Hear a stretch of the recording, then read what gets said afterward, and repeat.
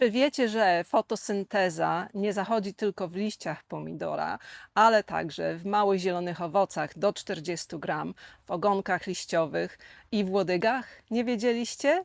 Dzisiaj to wszystko wyjaśnię i poprę to badaniami naukowymi, które Wam pokażę. Oczywiście te badania naukowe są w języku angielskim. Nie wiem, czy są w języku polskim. Dla mnie to łatwiej jest znaleźć w języku angielskim i wszystko Wam także wytłumaczę. Dzisiaj w tym filmie obalam mity na temat cięcia pomidorów, a także zadaję pytania, dlaczego liście się skręcają i dlaczego na moich pomidorach jeden krzak ma liście poskręcane, a drugi nie ma, a wszystko to samo dostały pod korzeń. Zapraszam na film. Jeżeli się zastanawiacie, które liście uciąć pomidorom i czy w ogóle je ucinać, jak widzicie, moje pomidory mają dużo liści i słuchacie różnych osób, to powiem Wam tak. Badania naukowe pokazały, że w miarę starzenia się liścia pomidora zdolność do fotosyntezy bardzo się zmniejsza. Ja właśnie policzyłam liście na moim pomidorze i właśnie ma około 18 liści od czubka, ale naukowcy stwierdzili, że zdolność do fotosyntezy 18 liścia to jest tylko 18% piątego liścia od góry, czyli od czubka, czyli nawet nie pierwszego liścia, ale piątego. Liść 10 ma 76% zdolności fotosyntezy liścia 5 od góry, a liść 15 około 30% zdolności fotosyntezy liścia 5.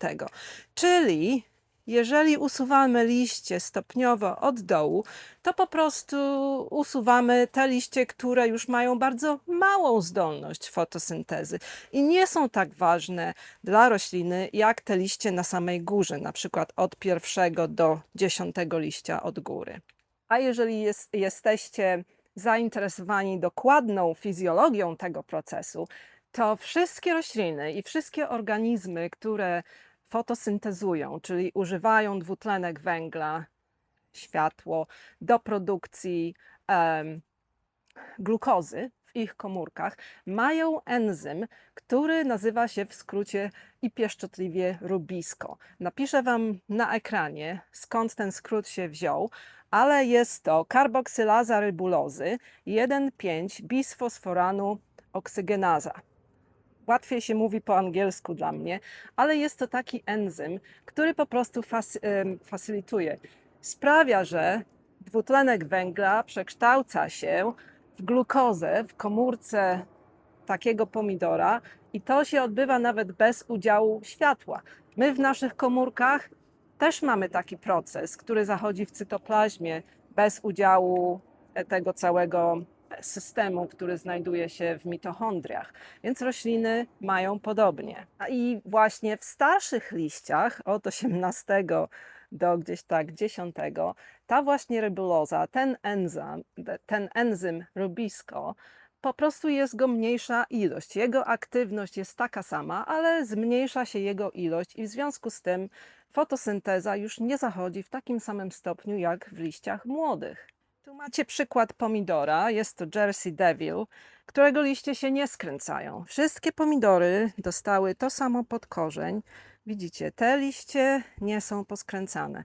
Więc w związku z tym ta teoria, że to jest przenawożenie azotem amonowym, jeżeli...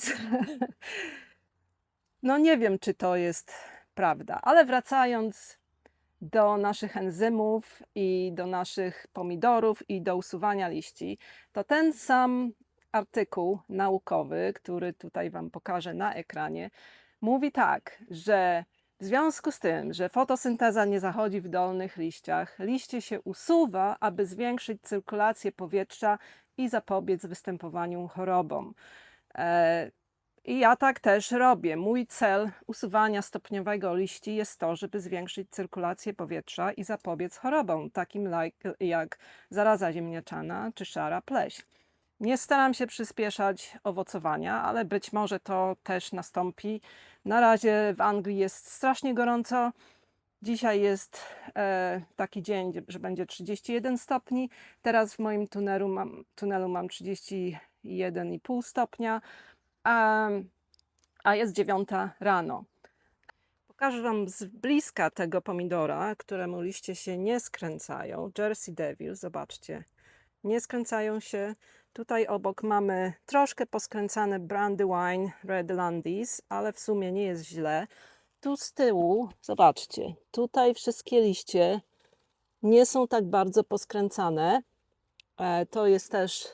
To jest Batiania, tam jest ta śliwka cioci Swallow. Pokażę Wam z tej strony. Zobaczcie, jakie ma liście. W ogóle nie poskręcane. A jedyna różnica to jest to, że tutaj mamy siatkę, folia jest podwinięta i temperatura tutaj jest niższa. Po tej stronie mamy plastyk, nie ma żadnej wentylacji, a tutaj w tym kącie prawdopodobnie jest najgoręcej, dlatego na mojej ognistej komecie Sofii mogą być liście poskręcane. Także tutaj nie ma takiego poskręcania. Także tutaj to jest Sophia's Magic Rainbow, którą opryskałam wapniem, takim preparatem wapniowym, bo ma suchą zgniliznę. Ale też widzicie, żadne liście nie są poskręcane. No i czy to jest przenawożenie azotem amonowym, czy to jest po prostu kwestia odmiany, czy to jest kwestia różnicy temperatur? Tutaj też nie są poskręcane. Być może niektóre odmiany są wrażliwsze albo na azot, albo na temperatury, albo te liście już nie fotosyntezują i najlepszym lekiem na to jest po prostu je usunąć. Zaraz policzymy liście na tym pomidorze, a jest to Marina Sprays. A swoją drogą, zobaczcie, to serce Coli eugenei już się zaczyna czerwienić. A tutaj mamy tą Marina Sprays i od góry, tu już niektóre liście były usuwane od dołu, prowadzone na 2 pędy, ale policzmy sobie liście jednego pędu. Raz, 2, 3, 4, 5, 6, 7, 8, 9, 10. Czyli tutaj już fotosynteza spada. To jest gdzieś tak może 1/3 od góry pomidora. Teraz jedziemy dalej. 11, 12, 13, 14, 15 jest tu. Więc tutaj już tylko 37% fotosyntezy.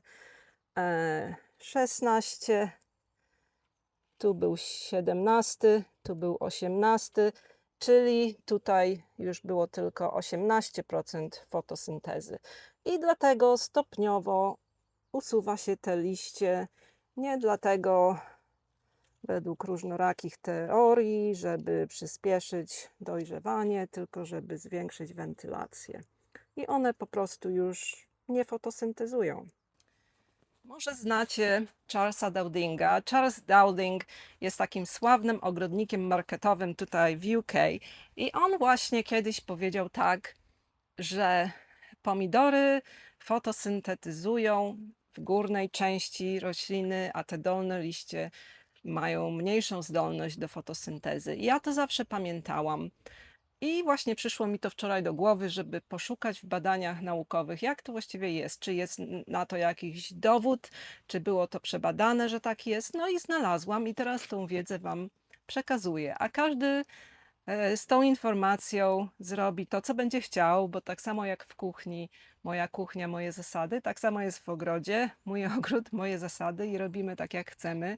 Ale być może niektóre osoby przestaną się bać, żeby usuwać liście, tak jak ja, bo oglądałam różne filmy, które mówią: zostaw te liście pod gronem, nad gronem, nie usuwaj za dużo liści, więc zostawiłam.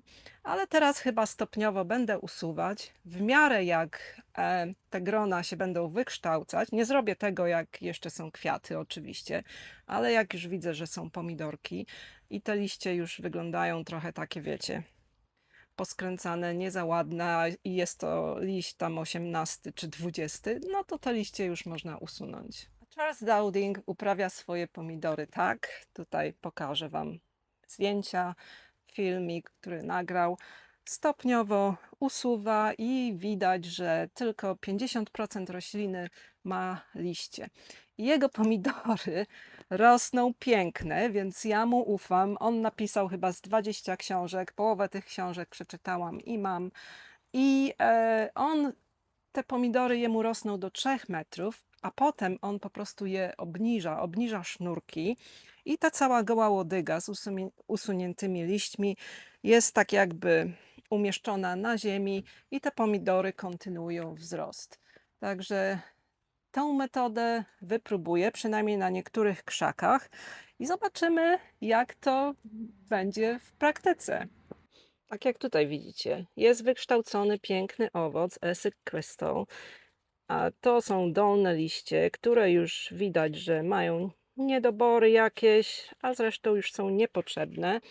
Tutaj wykształca się następne grono i tutaj stopniowo też będę te liście usuwać. Tutaj już następne grono. Tutaj jest ognista kometa Sofii z bardzo poskręcanymi liśćmi, ale owoce są piękne, jest ich dużo, rosną w siłę. I dlaczego ja mam reagować na objaw taki, jeżeli owoce nie są dotknięte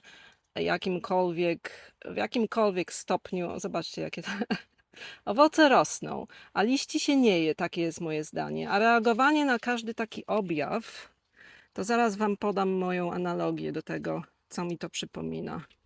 Ja wiem, że liście pomidora są takim wskaźnikiem wszystkich chorób, wszystkich niedoborów i tak dalej, ale nie mam pewności, czy poskręcane liście, tak jak Wam pokazałam na moich pomidorach, czy są wynikiem przenawożenia, czy są wynikiem różnych temperatur, czy za gorąco, czy za duża różnica pomiędzy dniem i nocą, ale w sumie dla mnie nie ma to większego znaczenia, ponieważ owoce są piękne i zawsze u mnie były te liście czasami poskręcane, zawsze czasami bywały poskręcane, a owoce były wspaniałe. I to właśnie przypomina mi coś takiego jak w medycynie podawanie omeprazolu. Omeprazol to, nie wiem, może w Polsce macie inną nazwę handlową, ale on po prostu powoduje mniejsze wydzielanie soku żołądkowego, jeżeli ktoś ma zgagę. Ma jakiś, wiecie, reflux, zgagę i tak dalej, więc tutaj w Anglii na przykład podaje się omeprazol takim ludziom i nic więcej po prostu się im nie mówi. Bierz ten omeprazol, będziesz miał mniej soku żołądkowego, będziesz miał mniej zgagi. Moją pierwszą klientką kiedyś tam parę lat temu była, no nazwijmy ją Maureen. Bardzo popularne imię starszych kobiet w Anglii, Maureen. No i Maureen przyszła do mnie, bo bardzo ją piekło w jamie ustnej. I była już u lekarza, bo do mnie klienci przychodzą, jak już byli u wszystkich lekarzy i nic im nie pomogło. Miała gastroskopię, nic tam nie stwierdzono i brała ten omeprazol przez długi, długi czas. A musicie wiedzieć, że omeprazolu nie powinno się brać dłużej niż przez 6 tygodni, bo powoduje skutki uboczne. I po moich wywiadach i tak dalej, konsultacjach, ja miałam takie odczucie, że jej brakuje witaminy B12 i tą właśnie witaminę B12 jej poleciłam. Wszystko się unormowało, poprawiło i potem dostawałam kartki na święta od właśnie Maureen. Ale o co z tym wszystkim chodzi? Kwas żołądkowy jest potrzebny do tego, żeby oddzielić witaminę B12 od białka. W jedzeniu witamina B12 jest związana z białkiem i jest taki faktor, który jest wydzielany przez żołądek, który jest właśnie potrzebny do tego, żeby nasze ciało tą witaminę B12 mogło użyć. A jeżeli stosujemy przewlekle omeprazol albo inne leki, które zobojętniają kwas żołądkowy, to po prostu ten proces nie zachodzi. I wtedy tak myślę, że Maureen miała taki, to się nazywa burning mouth syndrome, czyli po prostu pieczenie w jamie ustnej. od niedoboru witaminy B12. I tak to jest w medycynie, że na każdy symptom jest lek. I medycyna jest raczej taka reaktywna. Na każdy symptom jest lek. Lek powoduje skutki uboczne. Dostajemy następny lek na te skutki uboczne i potem pacjenci przychodzą z listą leków, która ma 20 pozycji. I właśnie nie chcę tak robić z moimi pomidorami, żeby na każdy symptom stosować jakiekolwiek opryski z pojedynczych mikroelementów, na przykład miedzi, żeby liście się wyprostowały, bo jest to, no sami widzieliście, nie jest to na wszystkich moich pomidorach, więc ja nie jestem przekonana co do tej teorii, a miedź, oprysk z miedzi może mieć różne nieoczekiwane skutki dla mojego zdrowia, więc jeżeli pomidory, owoce są ok, to nie będę nic robić.